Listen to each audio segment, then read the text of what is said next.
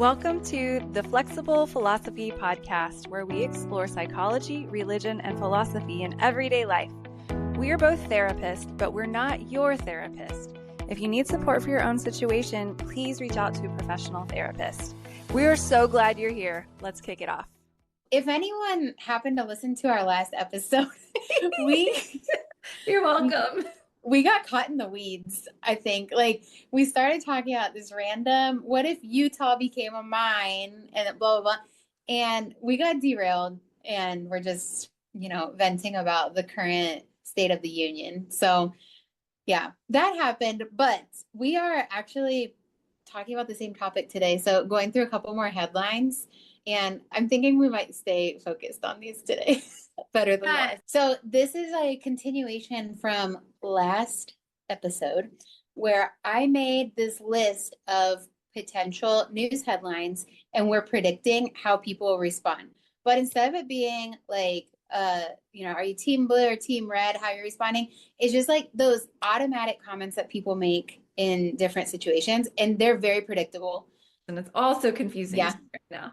Or like, not putting people in a box, how people are like, oh, I'm socially liberal, but economically conservative. Well, you can't really say 100% how someone affiliated with a political party will respond. Mm-hmm. But what you can guess is what the comments will say on Facebook about a news story. So, which are often automatic thoughts. Yes, sure. Yes. Yeah. And anonymous ones, which that makes people even less filtered. So yeah, it's what are the pre-programmed automatic thoughts that we've all heard in our head, like that's their fault. Yes. Or they're like, don't bring a gun, or guns, or people kill people, guns kill people. Like we could come up with a list. Yes. Automatic quick preconditioned thoughts that we all have been taught to have. But like also if you're like deconstructing racism and stuff like that, it's like you have an automatic racist thought, and then it's like you have a second voice that comes after that. And like, I teach my clients a lot of time to listen to what the second voice says, because it's usually the voice of reason. Because we all have them. It could be something your parent has said to you. To pull in a little psychology, if you study cognitive behavioral therapy, we call these automatic thoughts, right? Yes. Yeah. Right? And some of them are conditioned from childhood or like from our family of origin and stuff like that. Or even when you're an adult and like you join a cult or you join a specific group or something like that, like you end up getting all this positive or negative reinforcement of those thoughts and stuff like that. And they end up either getting stronger or getting reshaped. So anyone's susceptible to having automatic thoughts that they may disagree with, or we're also susceptible to changing your mind throughout life or sitting with both of them. Like, so yeah. Sometimes it can be neutral, like break me off a piece of that applesauce. Yeah, but that's an automatic. Big cat bar. It's just, they can carry moral weight or emotional weight, or they can be neutral. It just means that your brain fills in information for you immediately after it hears a cue. Mm-hmm. Yep. Knock, knock, who's there? It's just one then the next. Yeah. Okay, that's fun. So, I always tell my clients that there's a difference between primary emotions and secondary emotions too. Like, you might have an automatic thought that's really mean or that's really callous or something. So you have this emotion of judgment or apathy. And then second, you have this feeling of guilt for thinking that in the first place. Or it's just kind of like, hey, that wasn't okay. Or, hey, that was racist. Hey, that was sexist. It was ageist or whatever. And then it's like, oh, okay, hold on. Is that what I really think? And so you end up creating a little cognitive dissonance for yourself with the secondary emotion. Yeah. But this is kind of like thinking about thinking. So I feel that I spend a significant portion of time doing therapy in unpacking and unraveling thinking about thinking, like helping people slow down their thoughts and their emotions and pay some attention to what it is that they're saying in their head to themselves or what it is they're feeling, because it's just so natural and quick. And sometimes slowing it down does help people sort things out, change their mind. I mean, if you want to do straight CBT, that's kind of the theory of CBT is that you catch that immediate thought or you catch the primary, secondary emotion and you switch it out for a different Hmm. thought or a different emotion. Like that's the Sure. principle of it. Yeah. Yeah. But you have to learn the skill to put it in slow motion a little bit before it actually works. So. Yeah, you have to learn how to press pause on it, rewind the tape, edit the tape, and press play again. That's Hmm. the skill. Yeah. Okay. Well, here's a couple news headlines. A new decree: everyone must serve in the military or in a prison for 2 years. Yes. Okay. Boom. First automatic thought would be conservative view is like, stop being a moocher on the society. Like, you got to pay. You have to give to the system that feeds you, basically. Yes. Okay. Yeah. Good Okay. one. I think someone could say, "Oh, is this North Korea now?" Yeah. Like, I'm not going to let the government tell me what to do. We're not going to enlist people. yeah. Get Yeah. out of my life, government. Uh-huh. Yep. Okay. Well, people who are like really against communism too would be like, no one's going to want to study to be a doctor anymore because of this interruption. Yeah. Ugh, it's Okay. so messy because then people are like, let's go to war. That's a great idea. And then they're like, we're not going to enlist. Let someone else's kid go. Mm. Okay. All right. Next one. News story about a person who gets shot at a gun range. Okay. Second Amendment, baby. It's a God-given right. There's Yeah. always going to be someone who gets injured. That's Yeah. it's not the gun, it's the shooter. The guns aren't the problem, it's the person with the gun. Someone would comment, that's why we can't have nice things. Yeah, Okay. All right. Next one. A country singer gets canceled for making a song about white privilege. serves them right. White privilege doesn't exist. I came from the poorest of the poor and walked to school uphill both ways in the snow. You That's can't tell me that I'm in this position because of privilege. I'm not going to listen to that woke ideology, and I'm not going to put up with it in country music. They can go Bring back to back, California. yeah, yep. Don't California my Texas. Yes. Or my Tennessee. Okay. All right, next one. Um, a woman dies because of complications from an abortion. She deserved it. She shouldn't have been there. I just have to clarify that is not how I feel. That is Yes, what the that's automatic not how I thought feel would either. be. I think like the other side to that would be like, well, if women had more reproductive rights, maybe she wouldn't have been in that situation to where the medical procedure was so invasive. Absolutely. Yeah. Yeah, maybe we Hmm. shouldn't restrict medical care for women. Yep. This is the fault of the yeah, the other automatic thought is this is a murder by restrictive harmful laws. Yeah. Another Facebook comment, I'm not going to say it's my automatic thought, but another Facebook comment would be like, well, if she would just close her legs, she wouldn't have been in that problem. Yeah. Yeah, people say ridiculous things like that all the time, but it's like, okay, it's a ridiculous thought. We're like kind of coming up with them based upon what we've read, but you might have a thought like that that's so cruel and callous, and you forget that an actual life was lost. But then there's a second thought again that comes up, and it's just like, did someone deserve that? What is your understanding from psychology about why is the first initial primary emotion like a judgmental, she deserved it, this makes sense to me thought? Why do you think our brains do that?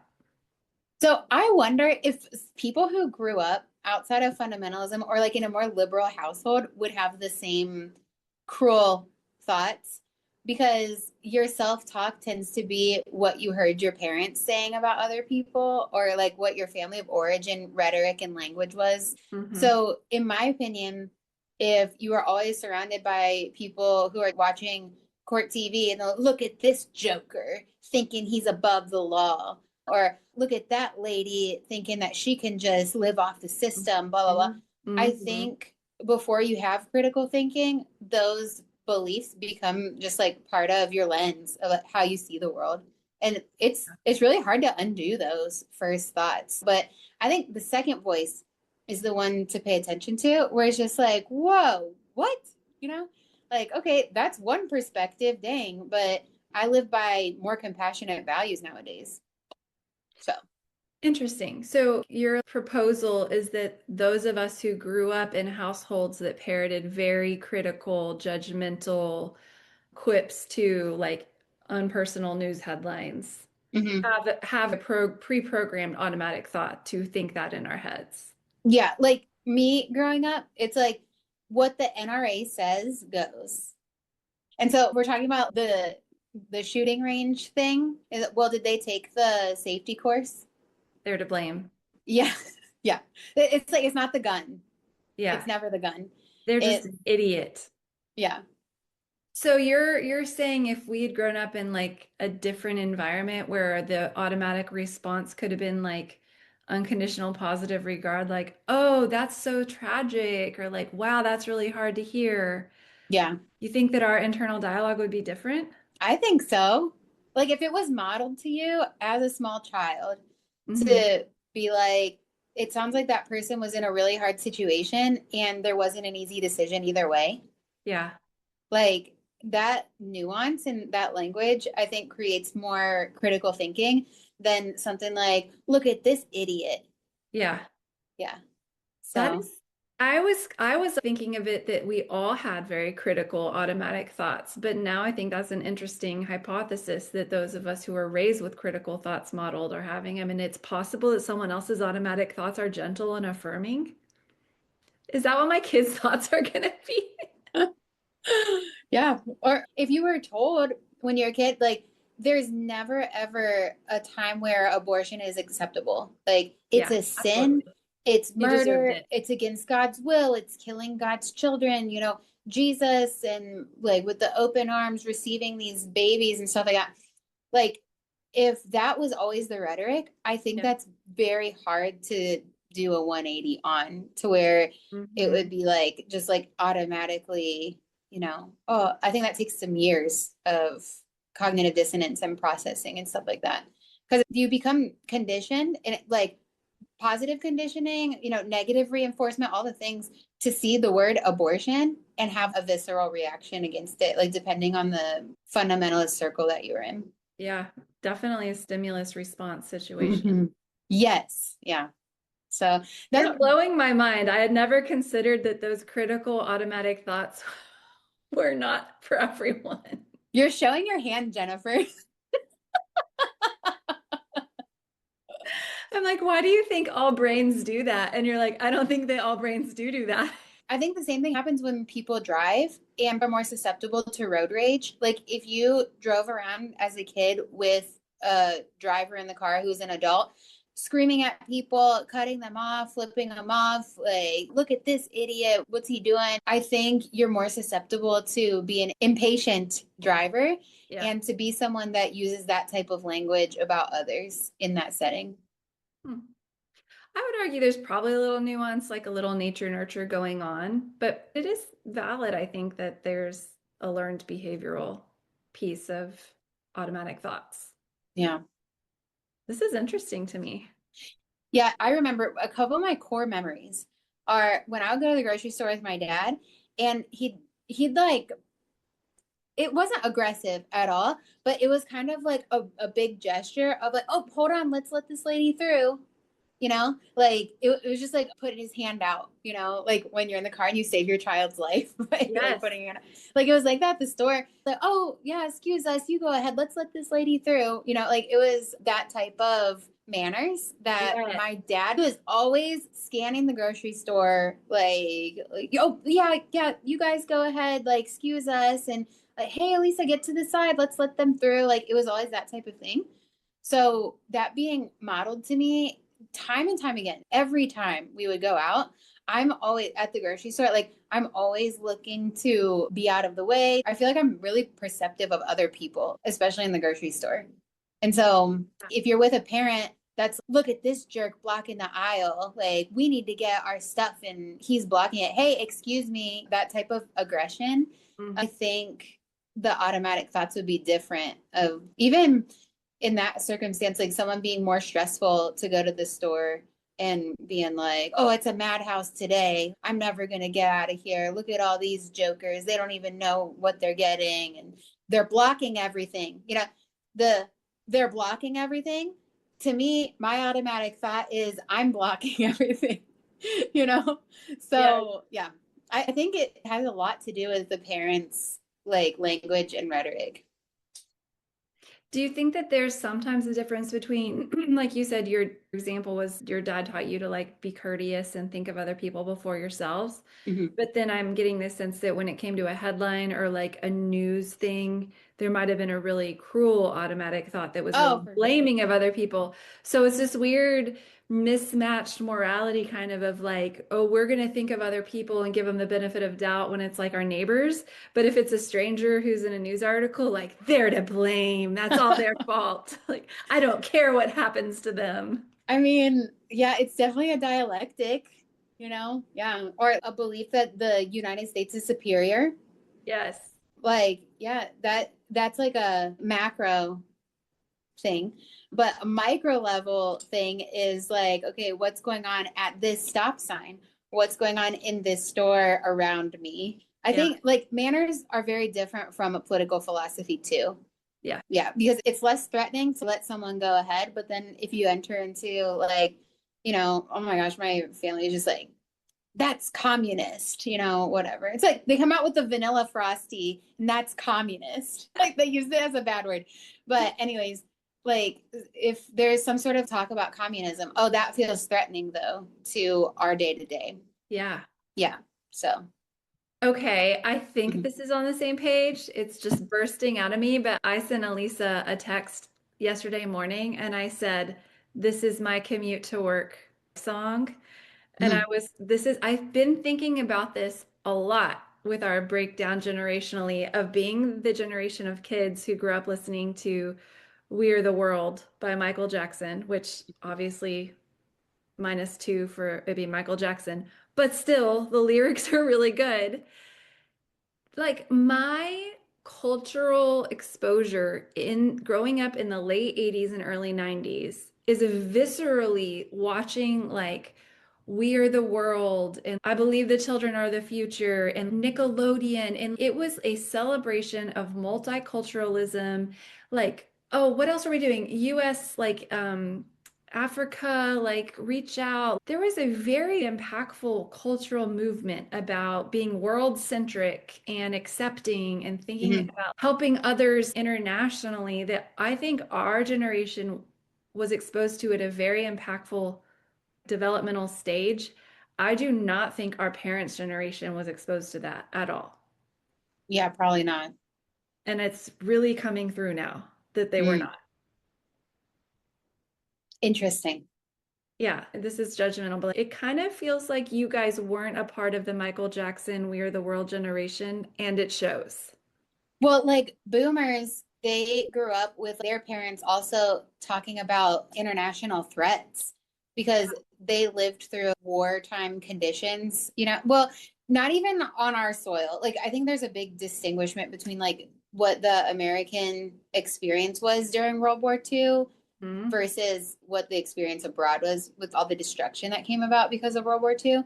But I mean, it was the allies against the world type of thing. And so I think it felt really threatening to them to entertain the existence of the international community. Yes, like it Mhm. truly was us versus them. We're the good guys.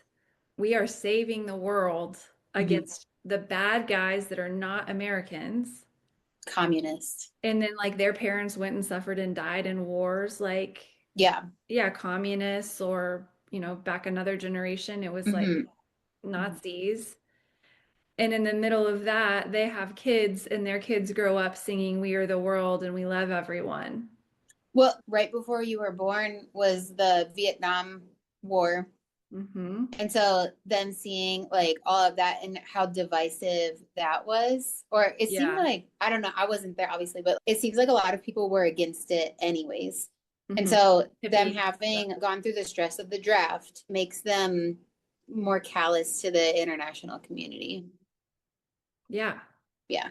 And maybe like their parents' generation wasn't like there wasn't positive parenting and there wasn't like as much unconditional positive regard or like loving attachment centered parenting that we've had Hmm. exposed to, gentle parenting, all that. Like their parents to them were critical, Yeah. like were unloving in some ways and formal and punishment based.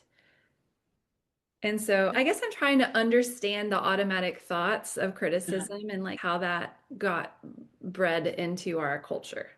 Well, okay. So let's do another headline. You see this Facebook article post about gentle parenting and the positive effects of it. You get people in the comments, I didn't need that. I'm fine. Oh, man, these snowflakes don't like to get grounded. Yeah. Yeah. Like, yeah. So there's, I Yeah. think, a callousness for that, or maybe it's a grief for what they didn't experience, which was gentleness. Yeah. And so it's kind of this attitude or this automatic, oh, you guys are so soft. I'm at where I am today because of the school of hard knocks. Yeah. Like, Mhm. did they also miss Mr. Rogers and Sesame Street and all of the lessons? You know what I mean? Like, I think that Yeah. developmentally they did. I'm not sure that was like the BB Red Rider generation, the Mad Men generation. I'm trying to understand a group of people that I did not experience their life, you know? Yeah. Yeah. I can only imagine what it was like for them to receive the news that we're doing the draft. You have to be listening to the radio, you know? I bet that was very stressful. And it's just kind of like all these people that are college age or young adults just getting out of high school and you're getting forced to go do Yeah, something that you don't even want to do. I think that would be very stressful. for sure. Yeah, like Hmm. I think I would need to look at the timelines, but it feels like we grew up in more peaceful times. My memory of childhood was very the cultural and social movements were like peaceful and supportive and loving. So Hmm. Yeah, maybe that's where the automatic thoughts are different. maybe. And so when we hear the automatic thoughts and they're kind of cruel and judgmental, maybe that's an echo from generations past. I always say, whose voice does that sound like? Yes, Yeah, that's always my question. And people are usually like, that sounds like my dad, you know? always. And it's like, okay, well, what are your values nowadays? And so, okay, you identified your values. What thought would you reconstruct based upon those Mhm. instead of like the automatic one? Like, no judgment for the automatic one, you know? Um, Okay, but my automatic thought to what you just said, that's my parents' generation's voice, is you shouldn't manipulate someone to change their mind about what their core beliefs are and disobey their parents because that's therapy hogwash. okay. Because that's the generation that hated therapy and judged it. Okay. Yeah, that's fair. I'm always grateful to like older therapist generations that like paved the way for our profession today.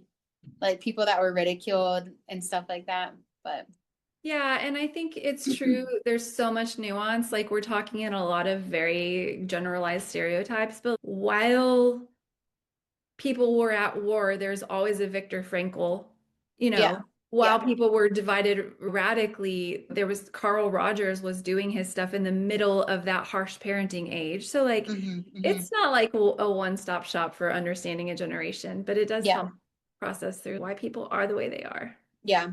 I do want to add in a parentheses. I wouldn't use therapy hogwash to manipulate how someone thinks.